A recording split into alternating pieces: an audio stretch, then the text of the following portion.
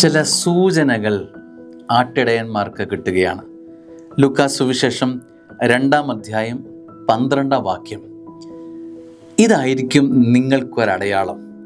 ഒരു വലിയ name board, തിളങ്ങുന്നൊരു name board. രക്ഷകനാണല്ലോ ജനിക്കാൻ പോകുന്നത്. ലോകത്തിൻ്റെ മുഴുവൻ രാജാവായ രക്ഷകൻ ജനിക്കാൻ പോകുമ്പോൾ അവൻ്റെ തലക്കെട്ട് അത്ര ചെറുതായിരിക്കില്ല.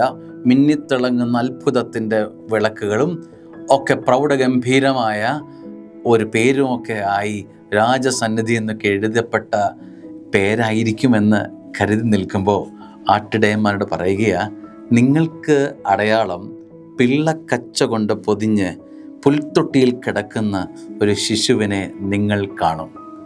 സത്യത്തിൽ ഇതല്ലേ വിസ്മയിപ്പിക്കുന്നത്? ഇതല്ലേ നമ്മളെ ഒന്ന് ഉരസിപ്പോകുന്നത്? പിള്ളക്കച്ച കൊണ്ട് പൊതിഞ്ഞ് ഒരു പുൽത്തൊട്ടിയിൽ കിടക്കുന്ന ശിശുവിനെ നിങ്ങൾ കാണും. സ്വാഭാവികമായതാണ് ആദ്യം പറഞ്ഞത്, അസ്വാഭാവികമായിട്ടുള്ളതാണ് ഞാൻ ഇപ്പോൾ പറഞ്ഞത്.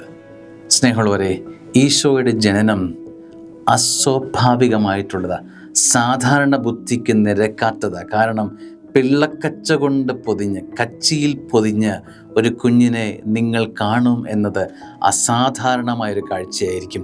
ഈ അസാധാരണമായ കാഴ്ചയാണ് ഈ പുൽക്കൂടിൻ്റെ ലക്ഷ്യം എന്ന് ആട്ടിടയന്മാരോട് പറഞ്ഞു പോവുകയാണ്.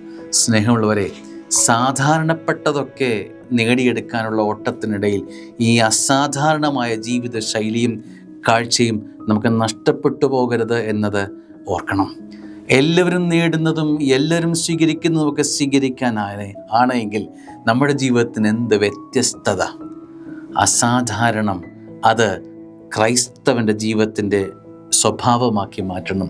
ക്രിസ്തു തരുന്നതെല്ലാം, നമ്മുടെ ജീവിതത്തിൽ സ്വർഗം സമ്മാനിക്കുന്നതെല്ലാം അത് അപ്പാടെ സ്വീകരിക്കാൻ, അത് മട്ടുവരെ സ്വീകരിക്കാൻ, അത് കാസപീലാസിൽ ലഭിക്കുന്നതെല്ലാം, ജീവിതമേശയിൽ വിളമ്പുന്നതെല്ലാം അപ്പാടെ അതേപോലെ സ്വീകരിക്കാനുള്ള ഒരു ഉണർവിൻ്റെ പേരാണ് ഈ അസാധാരണത്വം. ദൈവം അനുഗ്രഹിക്കട്ടെ. ഇന്നത്തെ ദിവസം കൂടുതൽ നന്മകൾ സ്വീകരിക്കാൻ സ്വർഗം നിന്നെ ഒരുക്കട്ടെ എന്ന് പ്രാർത്ഥിക്കുന്നു. God bless you.